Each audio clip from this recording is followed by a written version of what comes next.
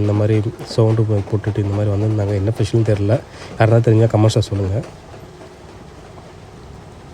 சாய் சாகரே போயிடலான்னு சொல்லிவிட்டு போயிட்டோம். அது ஒரு பன்னீர் பிரியாணி ஆர்டர் பண்ணியிருந்தேன். அப்புறம் வந்து இட்லி ஒரு செட் ஆர்டர் பண்ணியிருந்தோம். ஸோ வந்து இட்லியே வந்து ரெண்டு பேருக்கும் இட்லியே பிடிச்சிருந்துன்னு சொல்லிட்டு அது இன்னொரு செட்டு வாங்கி சாப்பிட்டோம். பன்னீர் பிரியாணி மட்டும் அப்படியே ஷேர் பண்ணிக்கணும். ரொம்ப ஃபில்லிங்காக இருந்துச்சு, 2 பேர் சாப்பிட்ற அளவு இருந்துச்சு.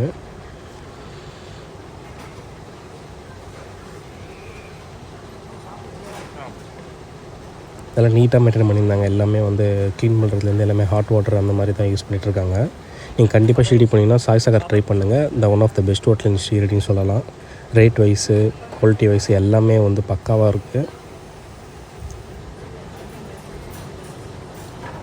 தோசை ஒன்று சாப்பிட்ருந்தோம். தோசை ரொம்ப நல்லா இருந்துச்சு, சூப்பராக இருந்துச்சு.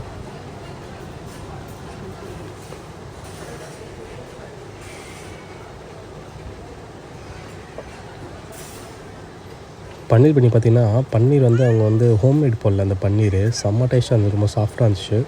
ஸோ சாப்பிட்டா அப்புறம் பார்த்திங்கன்னா ஐஸ்கிரீம் ஒன்று இது நேச்சுரல் சாப்பிட்ருந்தோம். முடிச்சு பார்த்திங்கன்னா நெக்ஸ்ட் டே மார்னிங் வந்து ஃப்ளைட் வந்து ஏறலாம் சொல்லிவிட்டு இது பண்ணிகிட்டு இருந்தோம். சரி, பக்கத்துலேயே வந்து ஒரு இட்லி இந்த உடுப்பின்னு இருந்துச்சு. 50 ருபீஸ் ஆச்சு. இது நான் ஸ்டே பண்ண ஹோட்டல்லேருந்து வெளியே வந்தாலே இங்கே ஃபுல்லாக இதாக இருந்துச்சு.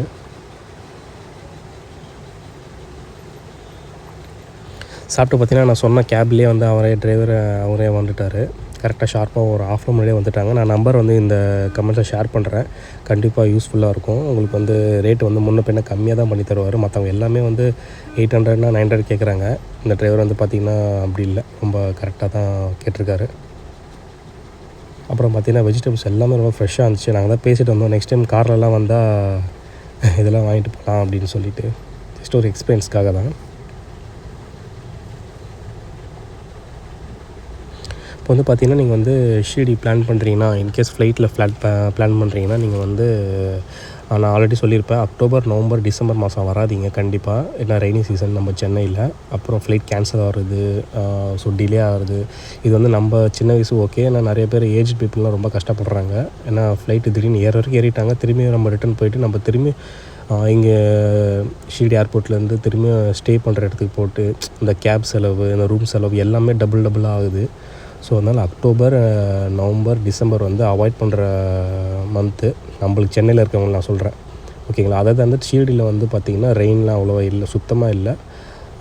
இங்கே வந்து பனி தான் அதிகமாக இருந்துச்சு. ஸோ குளிராக தான் இருந்துச்சு, மற்றபடி வேறு எந்த இஷ்யூவும் இல்லை. அதே மாதிரி முன்னாடி வந்து நீங்கள் வரதுக்கு முன்னாடி பார்த்திங்கன்னா நீங்கள் ஆன்லைன்லேயே மோஸ்ட்லி புக் பண்ணிவிடுங்க. 10 ருபீஸ் தான் எக்ஸ்ட்ரா போடுவாங்க, சார்ஜ் பண்ணுவாங்க.